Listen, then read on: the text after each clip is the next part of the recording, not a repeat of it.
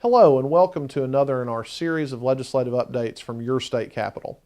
We came back into session on Monday, February 23rd for Legislative Day 20. We had a couple of measures under consideration.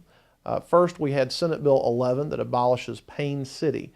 I voted against that bill simply because these sort of matters are typically handled through a process called local legislation. In that case, this did not occur.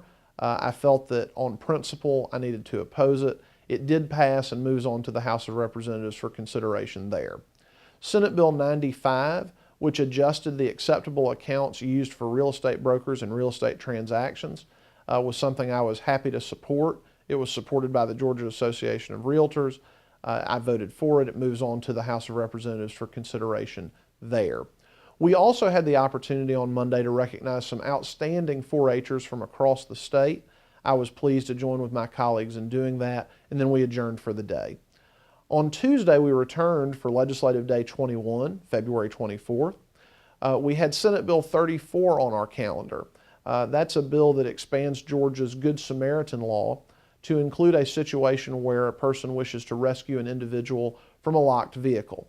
Senator Greg Kirk did tremendous work on this bill. I was proud to work with him through the Judiciary Committee process. That bill now moves on to the House of Representatives.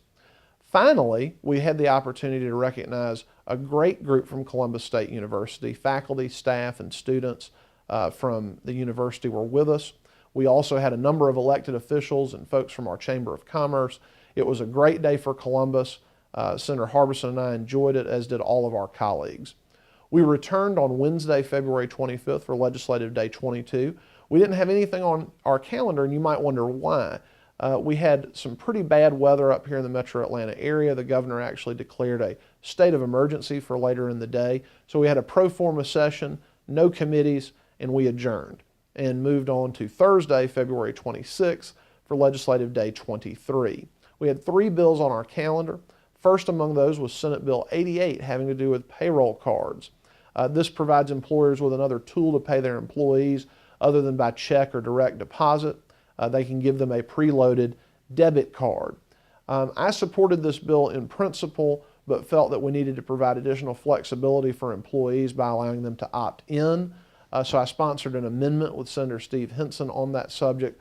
Unfortunately, that amendment did not pass, and so I voted against the bill. It did receive a necessary majority, so it moves on to the House of Representatives.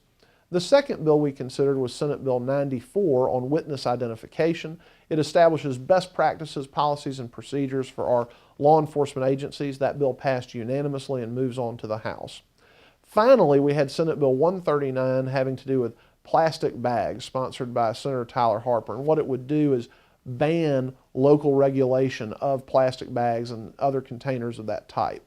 I heard loud and clear from the people of District 29 on this issue that you were concerned about removing local control and that you were very concerned about the environmental issues with abandoning regulation of plastic bags. So I voted against Senate Bill 139. It did, however, pass 32-19 and moves on to the House of Representatives. So I would urge you, if you're concerned about this issue, to reach out to your state representative. We will be reconvening on Monday, March the 2nd for Legislative Day 24. As always, I hope you won't hesitate to contact my office on any issue. You can reach us here at the Capitol at 404-463-3931. You can reach us online at joshmckoon.com or on social media, Facebook, Twitter, or YouTube at Josh McKoon. I look forward to coming back next week for another legislative update.